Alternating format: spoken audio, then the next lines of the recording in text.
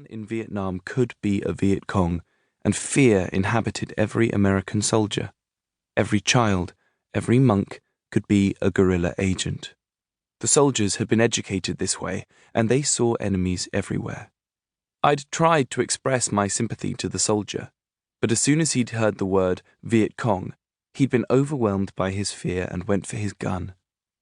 I knew I had to be very calm.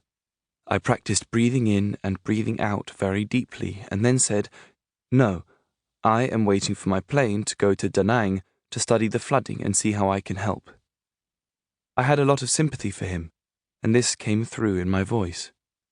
As we talked, I was able to communicate that I believed the war had created a lot of victims, not only Vietnamese but also Americans.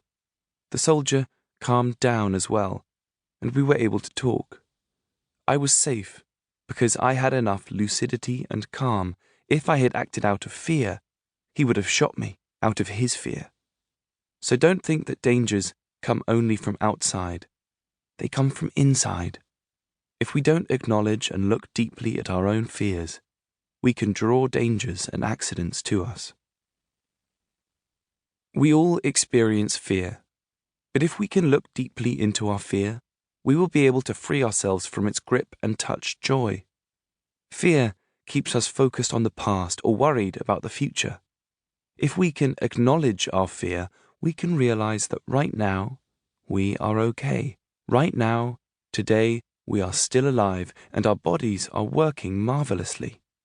Our eyes can still see the beautiful sky. Our ears can still hear the voices of our loved ones. The first part of looking at our fear is just inviting it into our awareness without judgment. We just acknowledge gently that it is there. This brings a lot of relief already. Then, once our fear has calmed down, we can embrace it tenderly and look deeply into its roots, its sources. Understanding the origins of our anxieties and fears will help us let go of them. Is our fear coming from something that is happening right now, or is it an old fear, a fear from when we were small, that we've kept inside? When we practice inviting all our fears up, we become aware that we are still alive, that we still have many things to treasure and enjoy. If we are not busy pushing down and managing our fear, we can enjoy the sunshine, the fog, the air, and the water.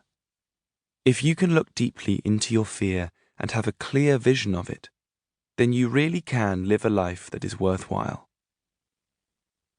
Our greatest fear is that when we die, we will become nothing. To be really free of fear, we must look deeply into the ultimate dimension to see our true nature of no birth and no death. We need to free ourselves from these ideas that we are just our bodies, which die. When we understand that we are more than our physical bodies, that we didn't come from nothingness and will not disappear into nothingness, we are liberated from fear. The Buddha was a human being, and he also knew fear. But because he spent each day practicing mindfulness and looking closely at his fear, when confronted with the unknown, he was able to face it calmly and peacefully. There is a story about a time the Buddha was out walking, and Angulimala, a notorious serial killer, came upon him. Angulimala shouted for the Buddha to stop, but the Buddha kept walking, slowly and calmly.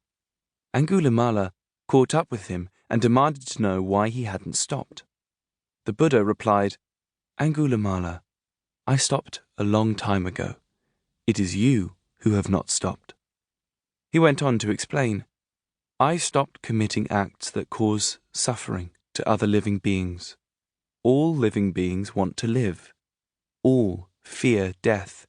We must nurture a heart of compassion and protect the lives of all beings." Startled, Angulimala asked to know more. By the end of the conversation, Angulimala vowed never again to commit violent acts and decided to become a monk.